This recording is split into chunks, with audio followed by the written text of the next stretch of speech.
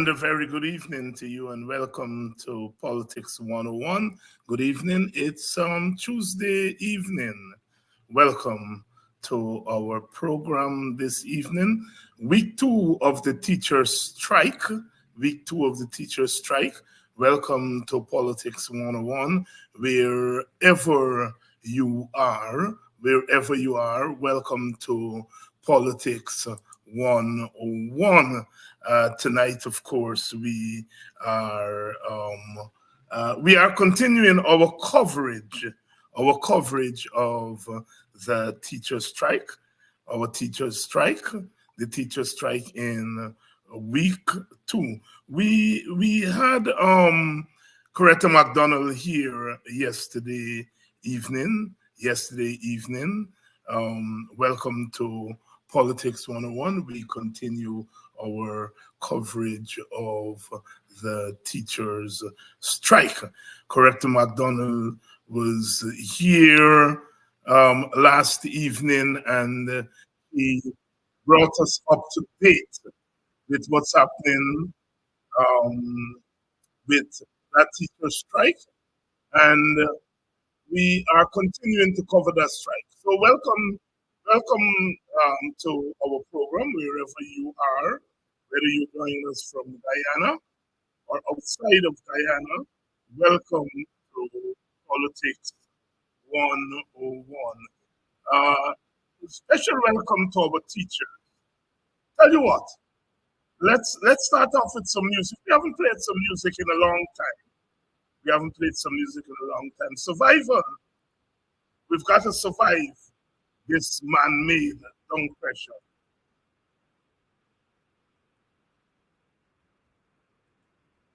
You've got to survive. From the beginning of time, reaching out to the sublime in a cold and hostile world. We have struggled to exist in this earthly wilderness, seeking an elusive goal.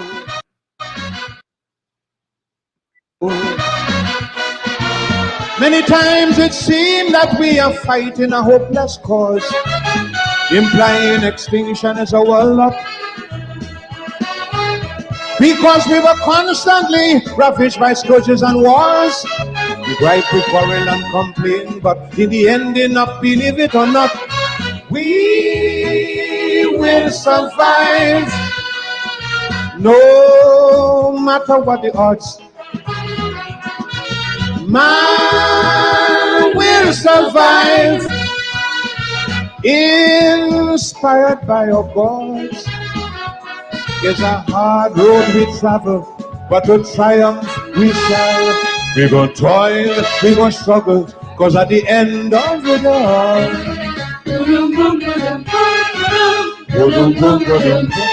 whether you're big or small, Peter helping Paul, till the master call, we fight for survival. Oh, yeah.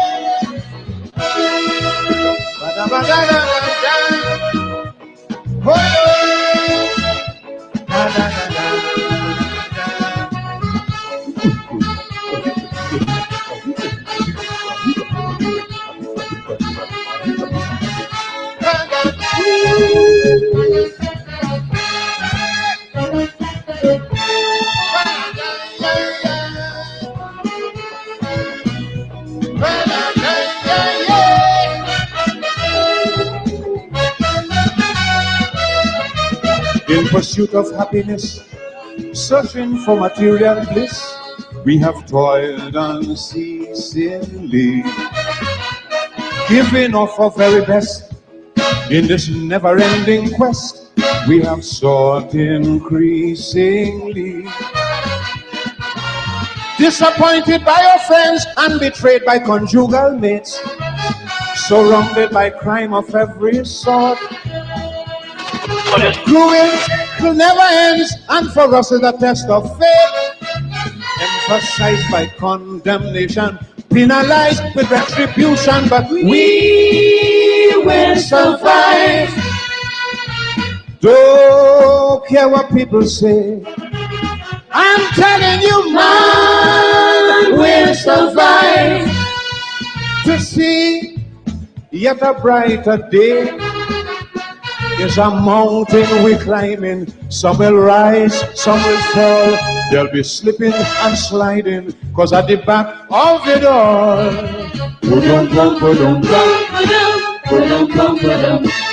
metaphysical, deep and spiritual, till the master call, we fight for survival. Whoa, yeah.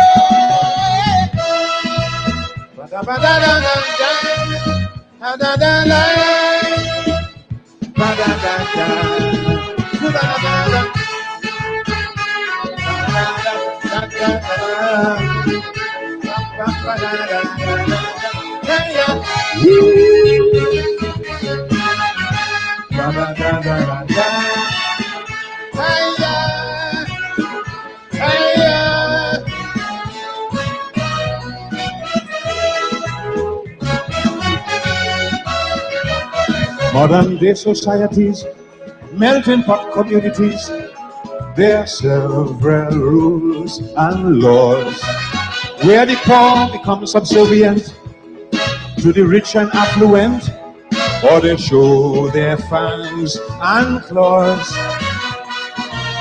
Divided by creed and race, it ain't easy to be free. No one knows for sure if we really can ever find an equal place and live as one family. Sometimes it's hard to find solution, but nothing conquers the will of man. We will survive, though times may be rough. Man will survive. We know how to be tough. So let nothing divide we. All for one, one for all. Feel the power and the glory, cause at the back of it all,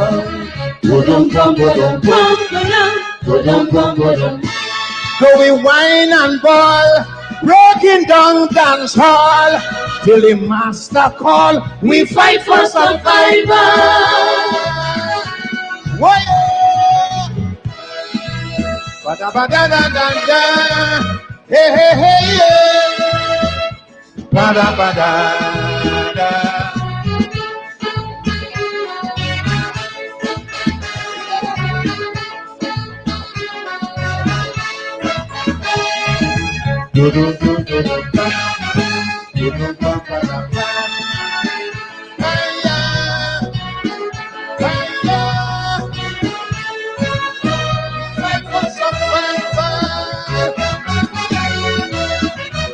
Coming through the dark ages, looked upon the savages, haunted by unrighteousness. Time and place and circumstance, and some people's ignorance, we have to face all kind of prejudice. Subjected to slavery, bound by economic chains, quick to hold but slow to develop. Daunted by redundancy, plagued by emotional pains, still for all we wouldn't stop. Cry surrender or give it up, no. We will survive as we have throughout the years. And we'll survive through pain, sorrow and tears, to ensure our existence, to walk proud, to stand tall, yet to humble in his presence, cause at the back of it all,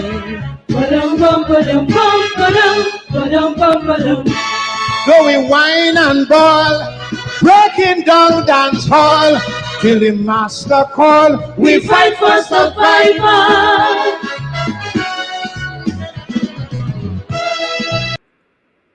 Oh, yes. We will survive. We will survive.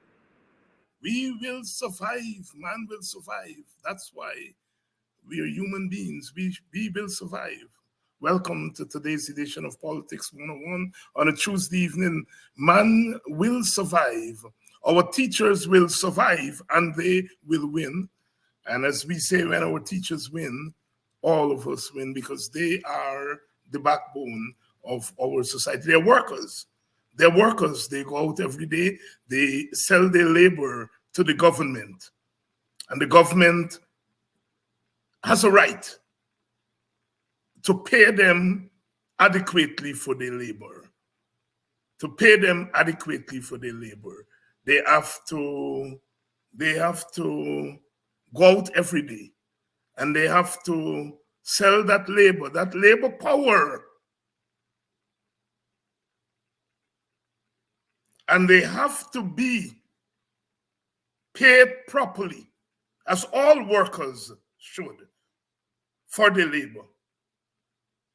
Because they have to renew themselves, to go back every day, to teach our children, to teach our society, to raise our country.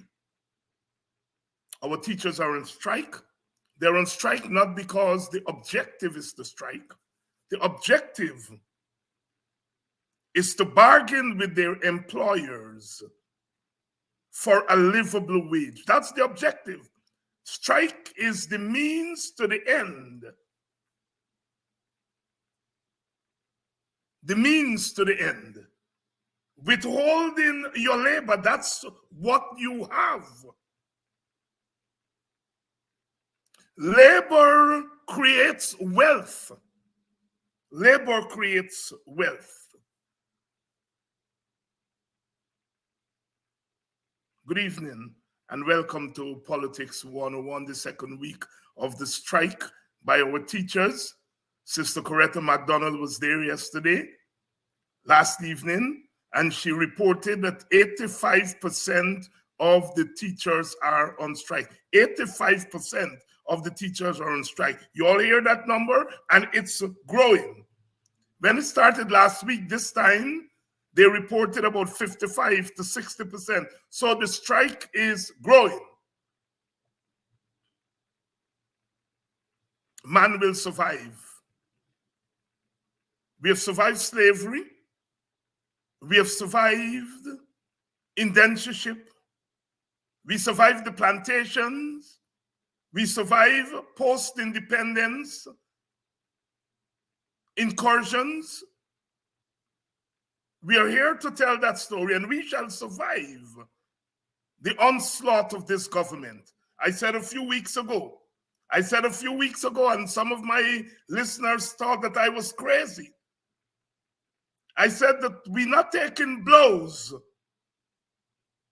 We're getting beat up, but we're not getting beat down. And I know what I was saying, because people who take blows, people who are beat down, do not stand up. Our teachers are standing up, and I'm sure they surprise all of us. We are in the times of instant everything. Understandably so, the technology has taken us there. That is why we can be on here tonight from all parts of the world, talking about our country, our society. And because of the technology, our expectations are somewhat different these days. We want everything like this. Understandably so. When people are oppressed, they want freedom tomorrow, today. And sometimes we question ourselves. We question ourselves, and we have questioned ourselves these last 3 years. Are we not human beings? We taking blows, we say. We question our own humanity. Why are Guyanese people not coming out on the road? Why are they not standing up? And we cry every day, what we need boots on the ground. And I understand. But I also know that human beings are not robots. Not because I say or you say, boots on the ground, come out on the road, that they will come out on the road. They are not robots. We are reasoning people. We are reasoning people. My first lesson here tonight, lessons from this ongoing teacher strike. The first lesson is that we sometimes have to hold strain.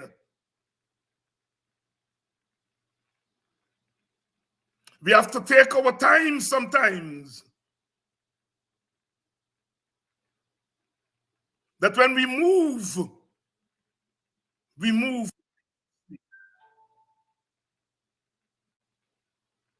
Oh yes. If someone said last week, or the week before, sorry, that 85% of our teachers would down tools and come on the road and demand from the government, their employer, a just and livable wage. And that the teachers would say, until and unless the government comes to the table and bargain with us, we ain't coming off the road. If 2 weeks ago we had said that, many of you might have doubted it. But here we are. And so the first lesson I want us to learn is struggle is hard. When you're struggling against an oppressive government, a government that has all the force at its disposal, sometimes it looks as though things are not moving. But then out of the blues, one little spark, and here we are. We have to learn this lesson that freedom doesn't come easy. We have to fight. We have to plan. And we have to fight right. So many times we tell ourselves that we have to just do things. But when you do things, you want to have the maximum effect. Anybody can call a strike. But when you're calling a strike, the first thing you want to know is that those who you're calling out to strike are ready to come with you. Are you ready? Are the workers ready? And when the workers decide they're ready, they have to be convinced that what they're going on strike for is real. If we put in the work, then we will get the results. Consciousness is important. Consciousness is important.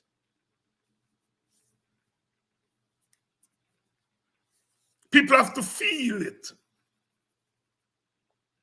The teachers went on strike against the previous government, a government that most of them would have voted for. 9 days they went on strike. We forget that. Heroic. Some of us might have been mad at them. Those of us who supported the coalition. I always say the test of political integrity, the test of political fortitude,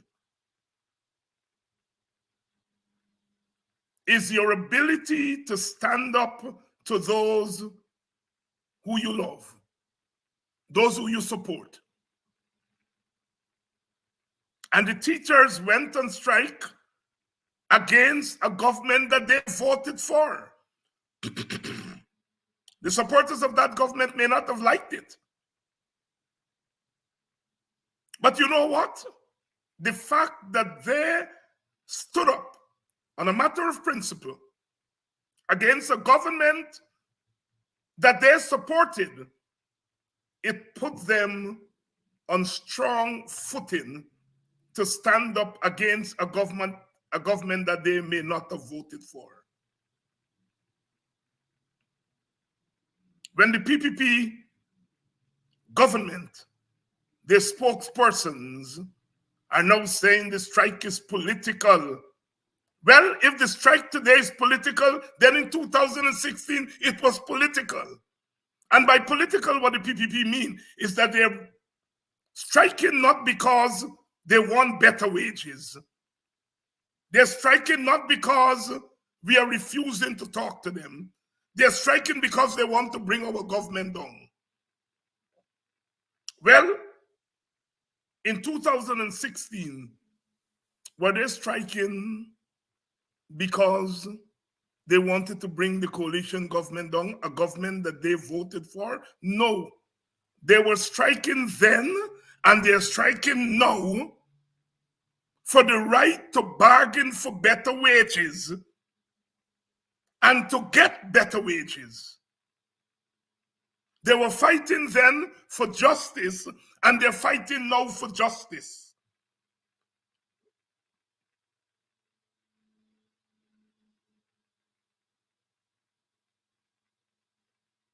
The objective of the teachers is not to bring the government down, it's to bring the government to the table and to get the government to pay them their just wages.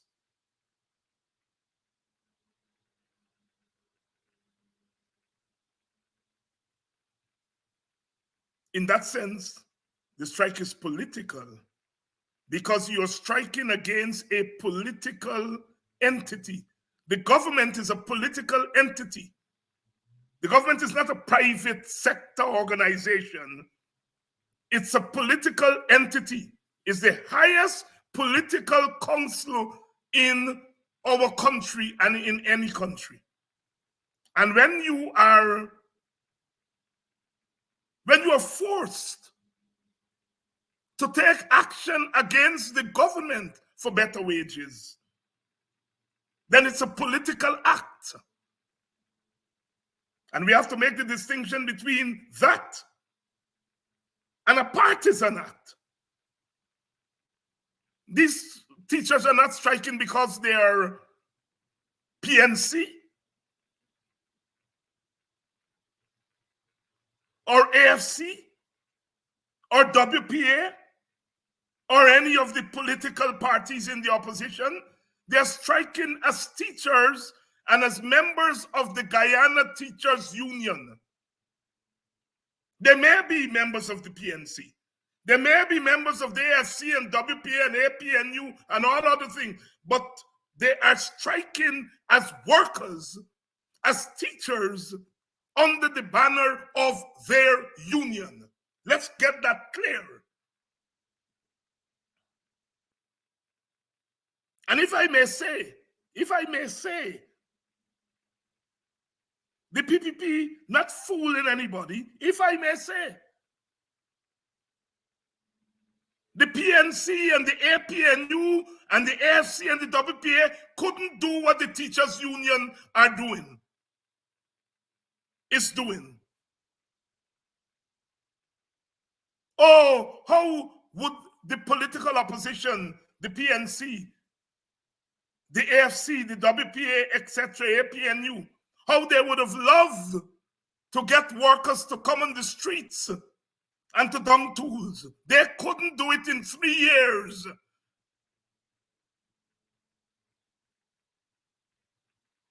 But workers, under the banner of the union, they are doing it. So, this is not about political party.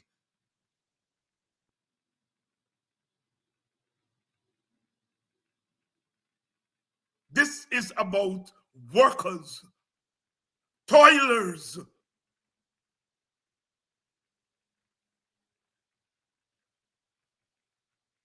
So let's get that clear. Let's get that clear. Let's get that clear. You see, work has to be done. There is always something to be done, says Cyril Lionel Robert James, CLR James, our own Caribbean CLR James. There's something to be done. There's always something to be done. Human beings are not robots.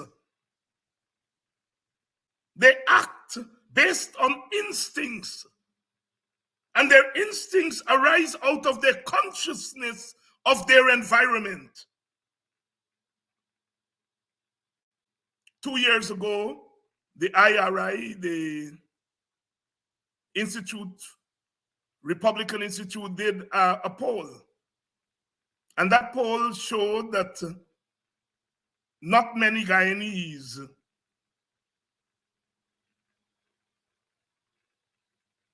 were interested in Guyana's oil and gas.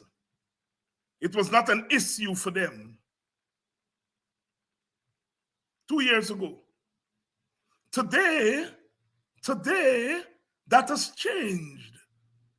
The vast majority of Guyanese evidently are aware that Guyana is now a petro state. And why are they aware? They're aware because the government is saying, oh, what a rich country we are. Oh, we are the fastest growing economy in the world. Oh, our GDP has risen by 60%. The government has been hammering that every day, every day, every day. And workers have been hearing that.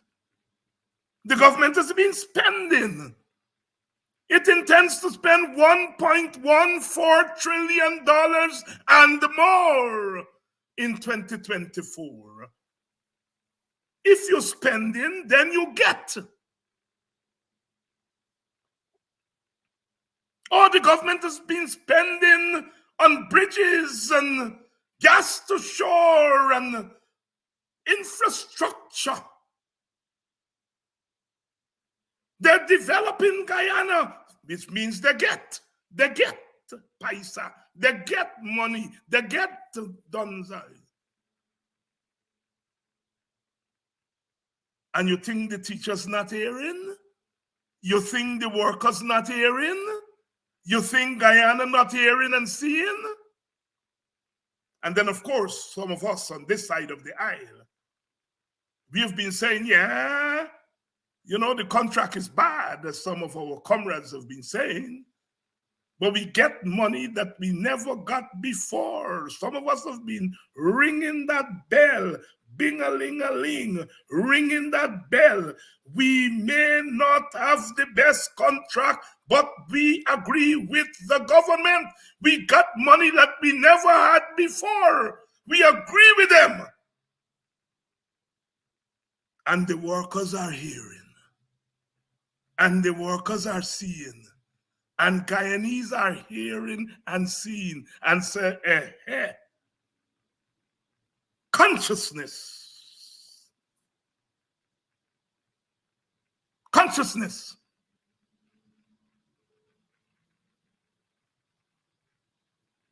You cannot be saying that you are one of the richest countries in the world and you don't want to pay your workers or some workers. Oh my God, you all remember 2022, there was that march from Golden Grove. And then, of course, we know what the PPP does with opposition marches. And the police and others conspired. The PPP and their agents in the police force conspired for the march to get to Monrepo. And then they unleashed the people on the vendors at Monrepo. And then what happened? Mr. President was there within an hour. And Mr. President said, don't bother. How much are you sugar cake? Your pilauri? Your egg ball? How much did it get destroyed? And the next day, the money was there. The money was there. The money was there. Look, they destroy your thing. Look, money, because we got money. Got to go to parliament, we got money. This is for your sugar cake and your pillory and so on that get destroyed. Look, the money.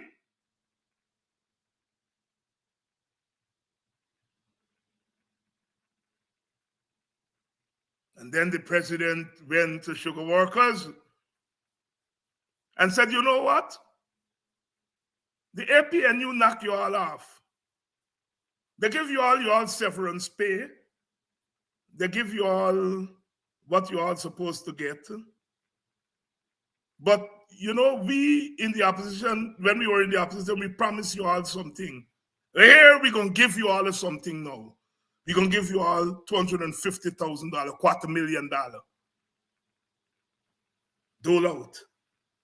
Oh, you know, the price of oil on the market is unstable. But look, $250,000. The price of oil on the market unstable. But look, this is for your sugar cake and your pillory and your barra and so on and so forth. What those people destroy. Look, the price on the market unstable.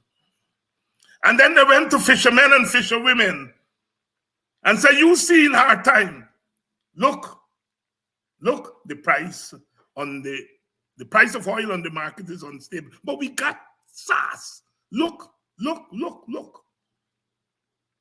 And then they went to the rice farmers and said, rainfall, destroy your crops.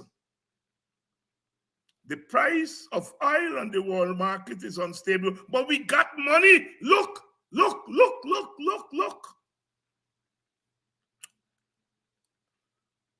And then they went to Linden, to their supporters, and they said, Linden don't support me. And if people from Linden, a couple of you all support me, you all brave. And we got to pay you all for that. Here are some contracts. The price of oil on the world market is unstable. But here's some contract. Build a school. Build this, build that. The school ain't done yet. Build this, build. Look, more money.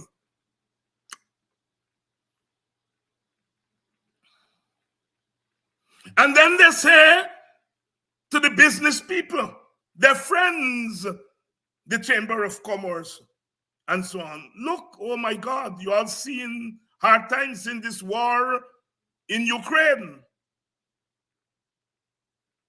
Everything gone up. But here's what we're going to do. We get some extra money from that oil. Because of the war, the price for the oil go up, and we get some extra money we didn't expect. And we're going to give some of the money to you in the form of tax exemption. You don't got to pay duty when you import certain things.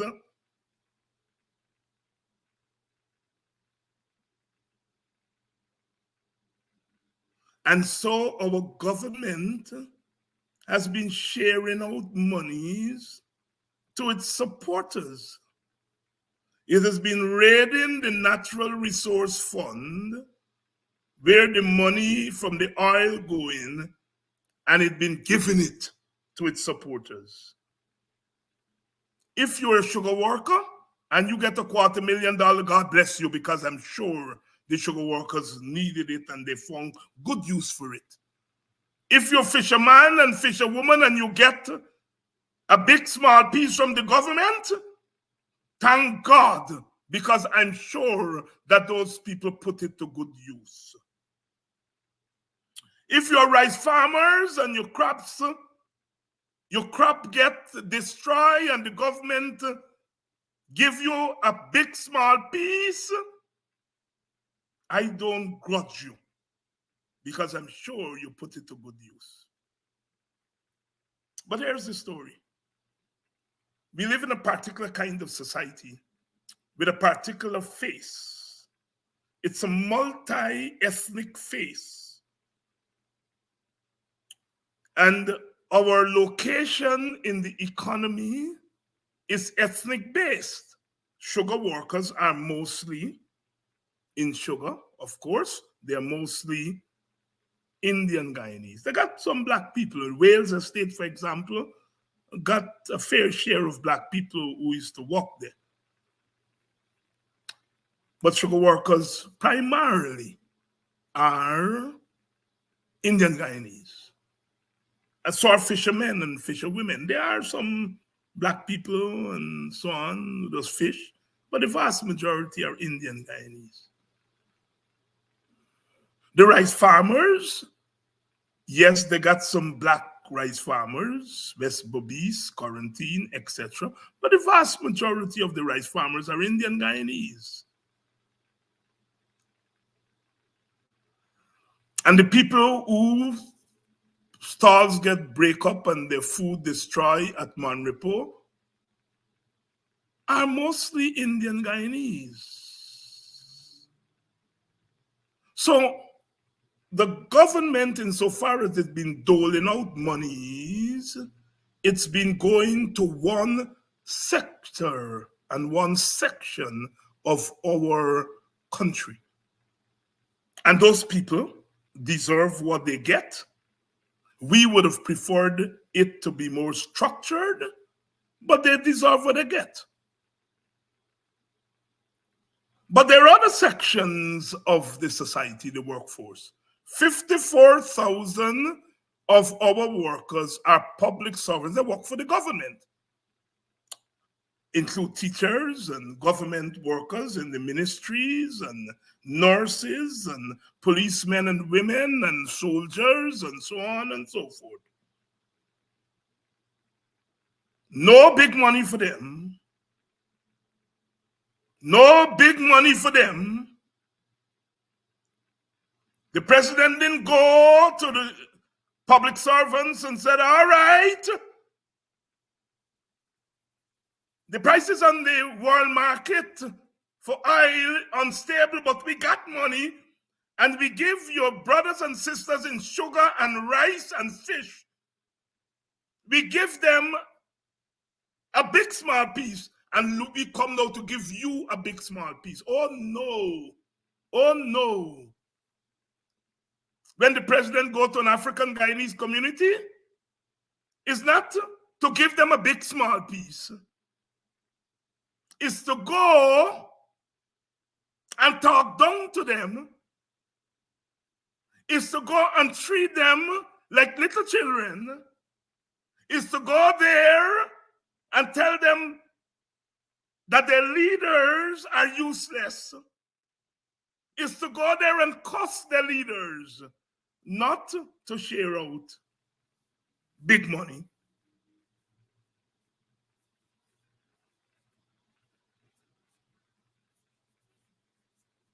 At the end of the year, you all working for $85,000. We're going to give you all 6.5% of $85,000. My learning not too good. So I can't tell you all off the top of my head 6.5% of 85,000 is how much. But I know it's little bit. Little bit. 10% of $85,000 is $8,500. I know that. 5% is half of that. So 6% is around that. You're giving people working for $85,000. You're giving people working for $100,000 at $10,000. And then they got to pay taxes on it and all kind of things. You guys pass those people. You're discriminating against them. What do the public servants, the vast majority of them, what do they not have in common with rice farmers and sugar workers and others? It's their ethnicity, their race. Does Mr. Jack Dio wake up in the morning, Mr. Ali? And yes, they're misters. Do they wake up in the morning and say, we're going to go out there and oppress black people? I don't know. I'm not in their heads. But I know that their policies and their actions as a government discriminates against black people. And black people know it. And Indian people know it. And the government knows it.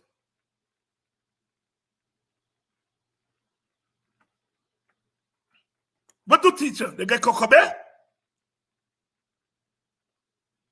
Then get sent to spend money? All of a sudden, you got money for share out to people who sugarcane get destroyed, who Bara and Ekbal and Dalpuri get destroyed. You got money to give them. That's all right. That's all right. But people who wake up every day and go to work just like those people,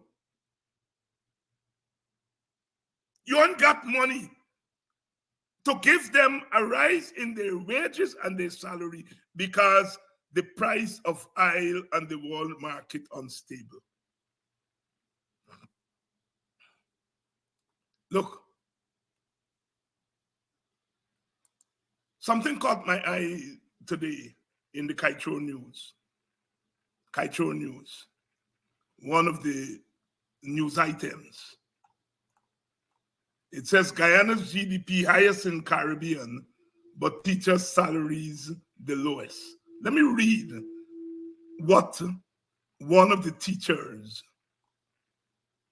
is quoted as saying, and I double check what the teacher said to make sure.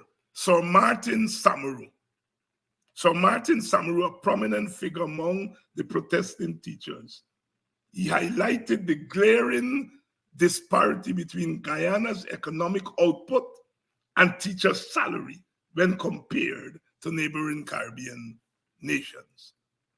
Here's what Sir Martin said. And I went and do my research, and Sir Martin is correct. Here's what Sir Martin said. He revealed the startling statistics of salaries for the average teachers in the following countries. Trinidad and Tobago, 1,500 US. That's the average salary. Grenada, 1,890. Dominica, 1,670 US dollars. St. Vincent, Ralph Country, 813 US dollars. Antigua and Barbuda, 1,110 US dollars. St. Martin, you all know that well, because a lot of we people there. 2,714 US dollars. Jamaica, 623 US dollars. We coming to Guyana now. Guyana, the average is 600 US a month. The lowest in the English-speaking Caribbean. 600 in St. Martin is 2,714, which means that the average that a Guyana teacher earning is less than a quarter, somewhere around 22 or 23% of what they earn in St. Martin. It's a third of what they're earning in Grenada. And so on and so forth. But here is the startling statistic here. 65% of the Guyana workforce receive 600 US dollars a month. 65%. Those numbers that we give there is the average. The average, $600 the average. 600 US dollars, that is 200 by 600, that is 120,000 Guyana dollars. That's the average. And 65% of our teachers are earning that. These numbers are important Because the government been reeling out all kind of numbers. And the numbers they've been reeling out is people at the top end of the salary scale. Not the bottom end.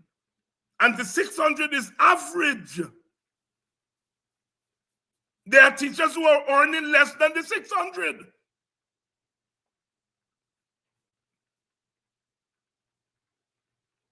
So when teachers see those figures, sisters and brothers,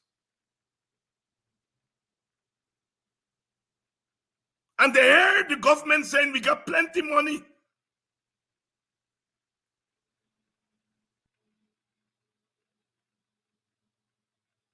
why should they exist on that meager sum of money? Why should they? There's Jacques Joe, if he can live on $85,000, he can't answer. Can't answer. Compare with the rest of the Caribbean, that's what we teachers earning. The lowest in the English-speaking Caribbean, and our economy is the strongest. Our GDP is the highest. And yet you're telling workers that you can't pay them. Not only you can't pay them, you are refusing to sit down with the workers. This is the unkindest cut of all. You're refusing to sit down with them and say, well, look what you're all asking for. We can't meet all of that, but we're going to meet you all halfway or three-quarter way. What do you all think? Let me negotiate. No. The president goes on his live and he said the teachers unconscionable.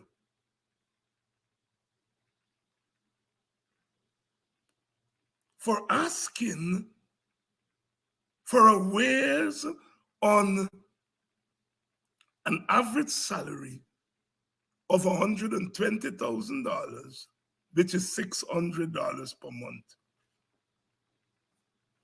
They're unconscionable. You're sharing money to other people, other categories of workers. You're sharing money to your supporters. You're sharing money for the private sector. You got money to go and buy votes, but not money to pay teachers and other public servants. And the money's there. The money's there. Look at the infrastructure budget.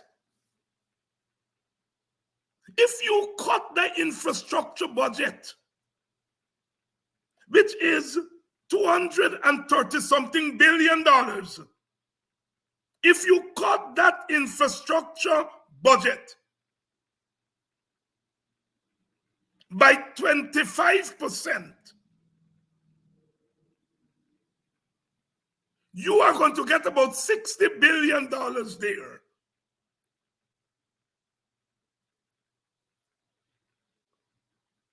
We intended to cut Gaisuko money.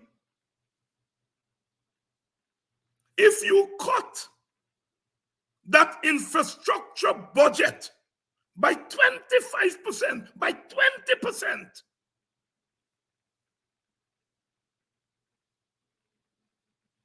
you're going to get about $50 to $60 billion there to pay a teacher.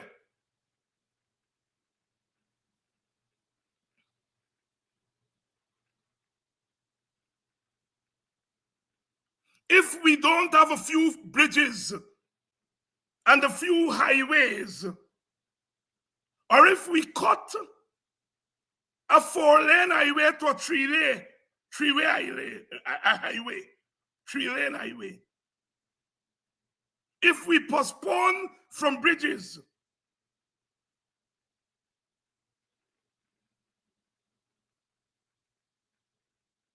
and some buildings, from the infrastructure budget alone, You get the money to pay your teachers. We're not asking you to go and take money from agriculture. We're not asking you to go and take money from health. From the infrastructure. Almost 85% of the budget, I'm reliably informed by economists,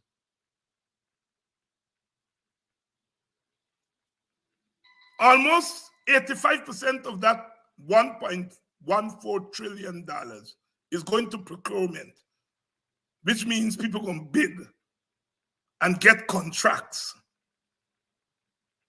So 80 to 85% of that 1.14 trillion going in people's pocket.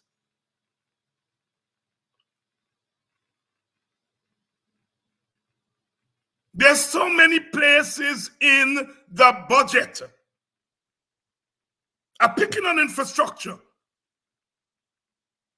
Because if we don't get the number of bridges and buildings that they're planning to build, if we don't get that next year, we ain't gone dead.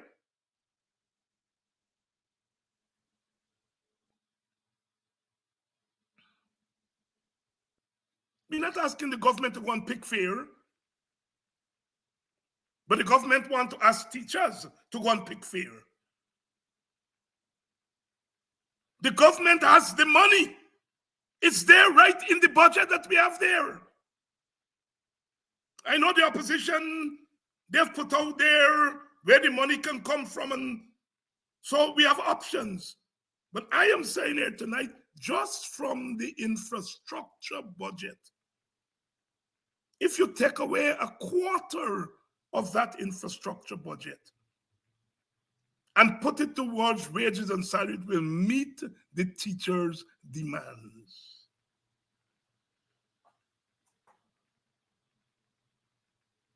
Sisters and brothers, this government is heartless.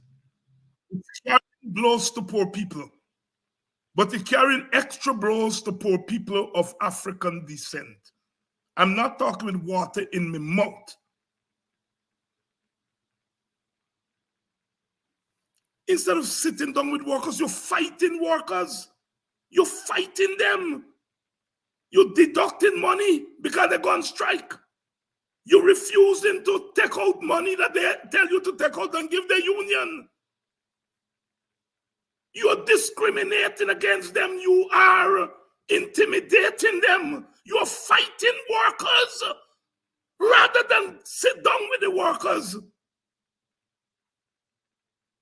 You're fighting your teachers. And if you're fighting teachers, teachers have a right to fight you back. The teachers are fighting for something. The government is not fighting for anything. The government is fighting against something.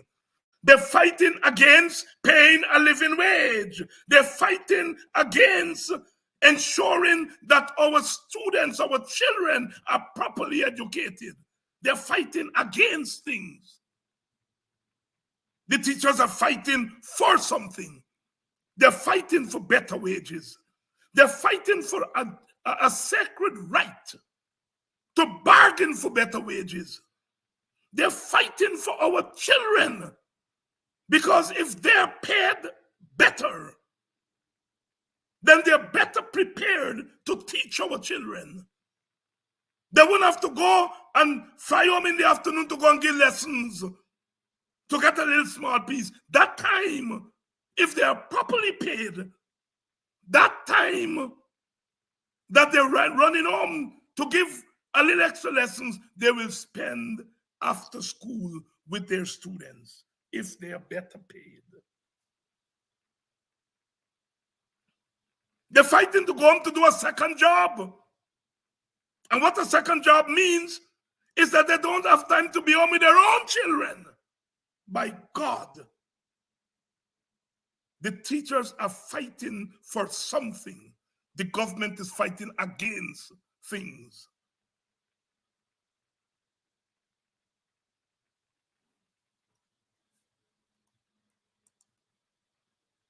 Let me read these numbers again.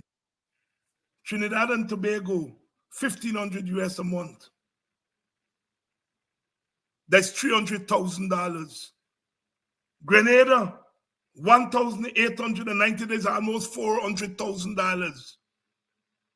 Dominica, $1,670. St. Vincent, 813. Antigua, 1,110. St. Martin, 2,714. Guyana, 600.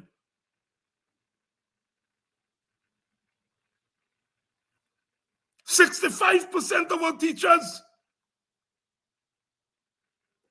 earning $600.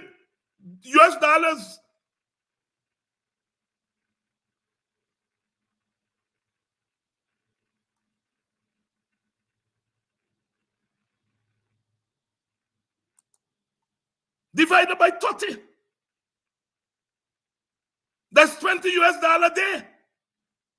That's what we teachers working for. $20 a day, that's $400 a day. $400 a day. You can't even buy a slice of pumpkin with $400.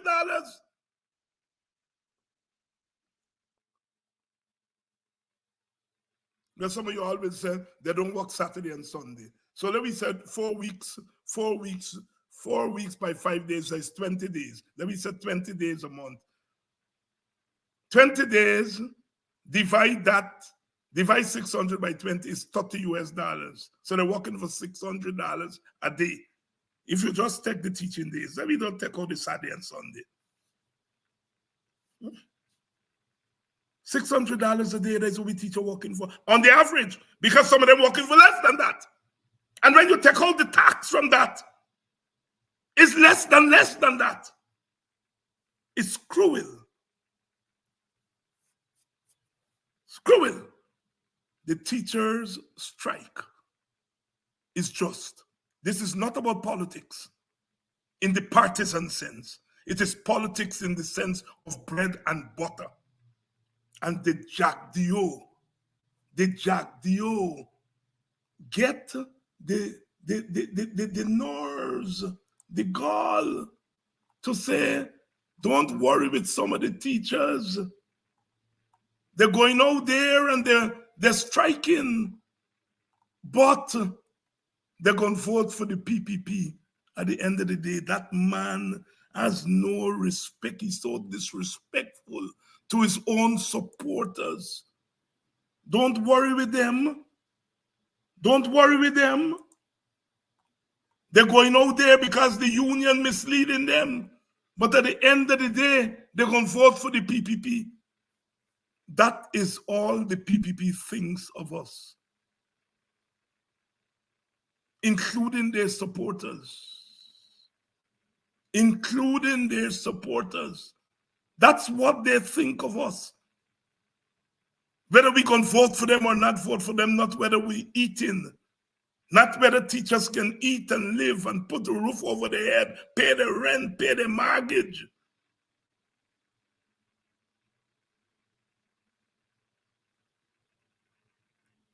Sisters and brothers, the lessons are clear. If ever Guyanese people and those outside of Guyana felt that we were exaggerating when we say that this government is authoritarian, they now know that we are not exaggerating. Sometimes, look, I will say it. You know, about a year ago, Brother UC Kwayan and I were talking. And he told me, he said, David, this government gonna choke itself.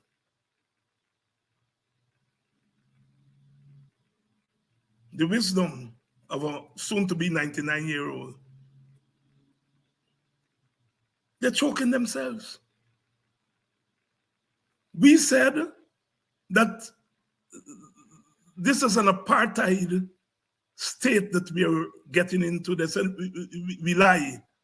Look at what they are doing. Look at how they're distributing the resources. If what they're doing to teachers and public servants as compared to other workers, if that is not apartheid, then what is? Workers go on strike. You refuse to sit down with them to honor collective bargaining, which is legal. You putting your finger in the eye, deducting the little money, the little $600 a day. You're deducting that from their salary because they're exercising their God-given and constitutional right.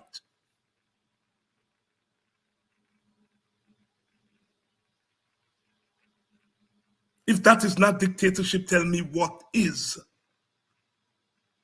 If you all had any doubts, then you all see it. I'm glad. For me,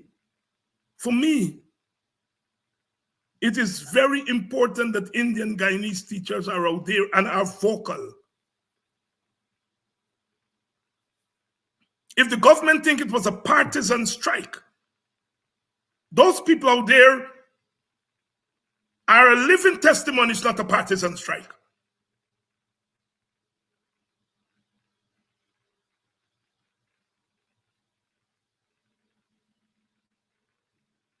This is just a strike. And the teachers are saying that if the government doesn't come to the table, they're not getting off the streets. They're not going back into the classroom. As I said, the objective is not to strike. The objective is to get the government to honor collective bargaining, and then out of that, to get a livable wage. That's the objective. That's the objective. The objective is not the strike. The strike is the means to the end. Let us continue to give the support. Teachers need the support. Parents, get out there and give them more support. At some point, we have to call on the children, the students, to support their teachers.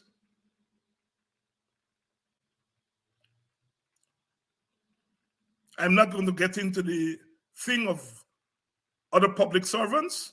Teachers are 13 to 14,000. There's still 40,000 other public servants. Their unions will have to decide what to do. It is the teachers who told their union, if you don't get out there, we're going to throw you out. They instruct their unions to strike. Some of you all know that I defend working people. I defend Guyanese people, poor people, black people, brown people. I defend them because I know they're human beings. And I want you all to hear, it is they, the people who sometimes we wash we mouth on. Oh, you can't understand why Guyanese people not getting up against this government. Blah, blah, blah. You understand that? Frustration. But I also understand that those workers are rational human beings. And that when the time comes, as it has come for the teachers, they will rise to the occasion and they will tell their unions what to do. The nurses will do that eventually. We hope sooner than later. The workers in the ministries, they will have to do it if the government doesn't budge. It is not my place to tell them how and when. They're better placed. They're rational human beings. They're rational human beings. Where the teachers lead, others must follow. For now, let's lift our teachers up. Let's stand with them. Let's stay with them. The objective is not the strike. The objective is to win the right to bargain for better wages and ultimately to get better wages. the Working People's Alliance, to which I belong, we are saying, pay the workers a livable wage. You can. We are saying, cut the infrastructure budget, and you will get enough money from there to pay the workers. We're not asking you to interfere with money from other workers. Cut that infrastructure budget that is your cash cow for your contractor friends.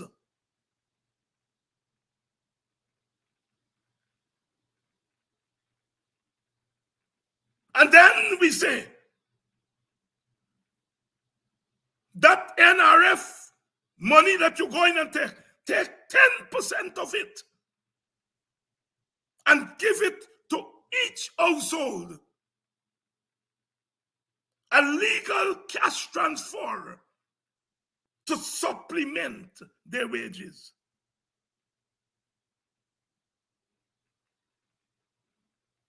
We're not asking you to go on fair. We're not asking you to go on thief. We're saying the money is there. Rearrange your priorities. Rearrange your priorities.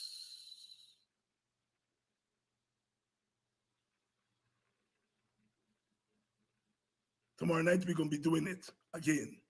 I'm hoping to have some friends. We're hoping Pastor London, Apostle London is likely to be here. Nima Flu Bess is likely to be here. We can keep this thing going. I love you all, and let's stay strong. As the mighty Sparrow said in that opening calypso, man shall survive, we will survive. We will survive. We're going to win this. The teacher's going to win this. And we will survive.